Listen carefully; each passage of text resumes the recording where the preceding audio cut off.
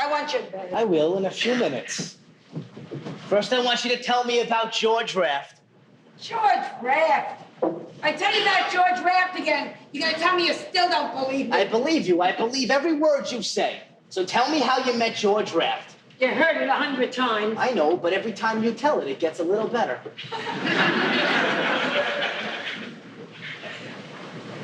Go on.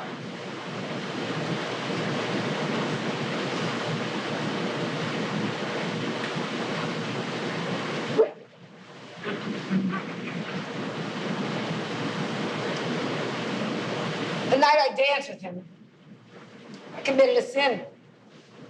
I knew God would punish me for it, and he did. You pay for your mistakes in this life. What sin did you commit? The day before I was to go to the Primrose, my Aunt Zipper died, my mother's sister. Next morning, the whole family went to the funeral. I took the day off from work. That night, we all sat at my grandmother's to sit in mourning. But I knew that night George Raft was coming to the Primrose. He was a friend of the owners. He had promised he would come. I never dreamed he'd dance with me. I just wanted to watch him. But in the back of my head, I thought, who knows? Maybe if he sees me dance, he might ask me to get up onto the floor with him. He wasn't an actor then, just this skinny kid who looked like Rudolph Valentino. But the best ballroom dancer in the city. The dance with him made you Queen of New York. Did he flip a coin like he does in the movies? Never. But he always smoothed his hair down with his right hand. Every 2 minutes, smoothing down his hair. Got so shiny you could see your face in it when you danced with him. So you went to the dance that night? I told my mother I wasn't feeling well. I told her I just threw up in the bathroom, which I hadn't. So she sent me home. I knew that Chief Papa and the girls wouldn't be home till midnight. So I ran home, changed my dress. I went to the Primrose with my girlfriend, Adele Abrams. All the time I knew God was going to punish me. I kept saying to Adele on the way over, I wish I was a Catholic, that I could go to church, confess my sins, and God would forgive me. But I knew I had just committed another sin by wishing I was a Catholic. I was throwing my whole life away for this one night to see George Raft. Did you have, a crush on him? On George Raft? You think I'm crazy? He was Italian. I was in enough trouble already. Sorry. Wasn't my type. The one I had the crush on was your father. Since I was 13 years old. He was 5 years older than me. He went with a whole other crowd. In those days, young people didn't tell each other they had crushes on them, so you had to guess.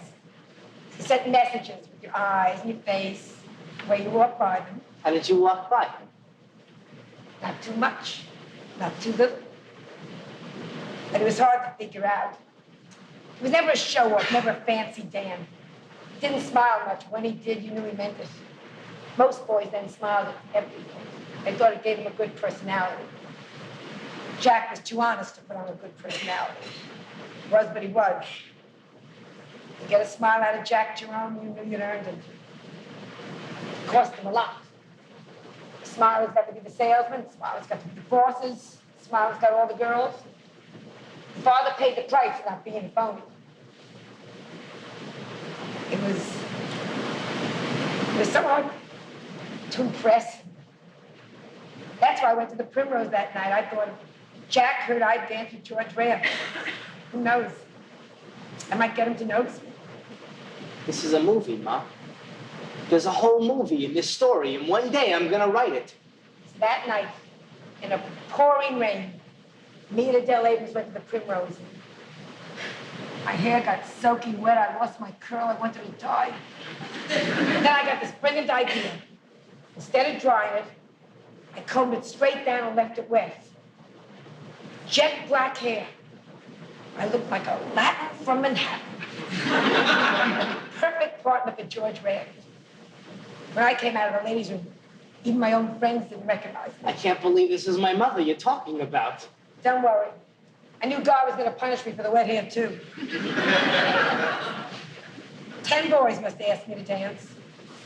Turned them all down. I didn't want to tire myself out. And then I started to get scared.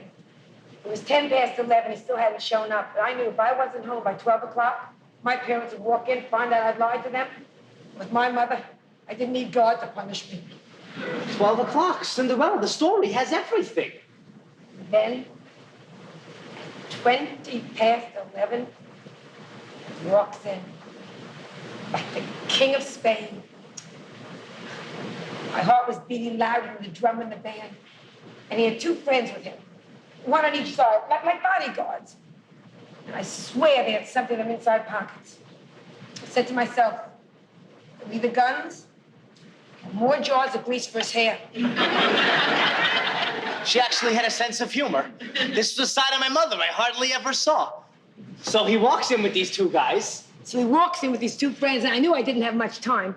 So I grabbed Bobby Zaghetti, a shoe clerk and the best dancer at the Primrose. And I said, Bobby, dance with me. I knew he had a crush on me. I never gave him a tumble. Didn't know what hit him. Out onto that dance floor we went. And we foxtrotted from one side of that ballroom and back again, in and out, bobbing and weaving through the crowd, gliding across the floor like a pair of ice skaters. Begin. Maybe night and day, that's what I would use in the picture. And I never once looked over to see if George Raft was looking at me. I wanted to get his attention. I didn't want to give him mine. And the music finished. Bobby dipped me down to the floor. It was a little lower than a nice girl should dip. But I figured one more sin wasn't going to kill me. Then I walked back over to Adele Abrams. I'm dripping in perspiration. I said, well, did he watch me? She said, it's hard to tell. His eyes don't move. And I look over, and he's sitting at a table with his two friends, and Adele is right. His eyes don't move. And it's 11:25, and he hadn't noticed me. And I said to myself, well, if it's not meant to be, it's not meant to be. And Adele and I started for the door. The tension mounts. The audience is on the edge of their seats. And then just as we passed his table, George Raft stood up. And he said, excuse me. And he's looking right at Adele Abrams.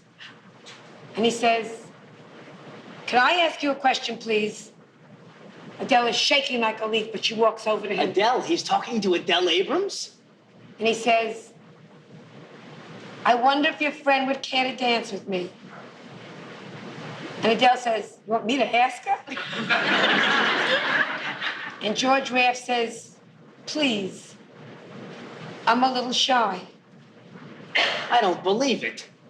I don't believe George Raft said that. I swear to God, may I never live to see another day. Well, even if it's true, it's out of the picture. An audience would never believe it. Fine. So Adele says, I'll ask her, and she walks over and she asks me. And I look over at him, and he smiles at me. And his eyes move for the first time. Not fresh or anything, but he had the look of a man with a lot of confidence. I'd never seen that before. It scared the life out of me. So I walk over to him, and he takes my hand, and he leads me out onto the dance floor. Everybody at the Primrose was watching, even the band. Someone had to whisper to them, start playing, so they'd begin. They began. We danced all around that room. And I held my head up high, my back straight as a board. And I looked down at the floor and up at the ceiling, but never in his eyes. I'd seen a professional do that once. His hands were so gentle, barely touching me at all. But I knew exactly which way he wanted me to move, when he wanted me to turn. Wait a minute. What are you doing? I want you to show me how you danced. You want me to show you how I danced 35 years ago? I don't even walk like I did 35 years ago. Come on, you dance every year with Pop at the garment industry affair. Just show me how you dance with George Raft. They danced differently in those days. They don't even do the same steps anymore. Not dance, Ma, just 2 steps. One turn.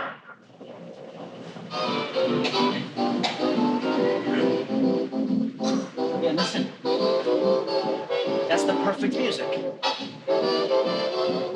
So he moved you gently across the floor. Stop it, Eugene. I'm not in the mood. Come on. I'll dance with you. I'm George Raft.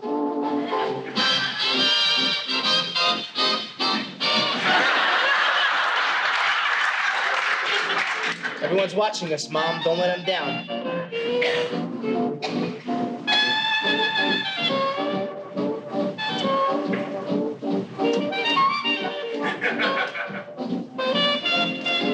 You're holding me too tight.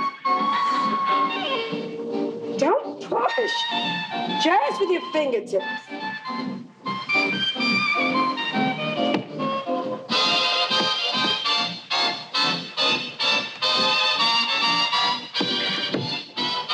You're so graceful, Mom. I never knew you were so graceful. There's Adele Abrams. Adele! She's wonderful! Now, turn me. How? Just let go. Give me a hand.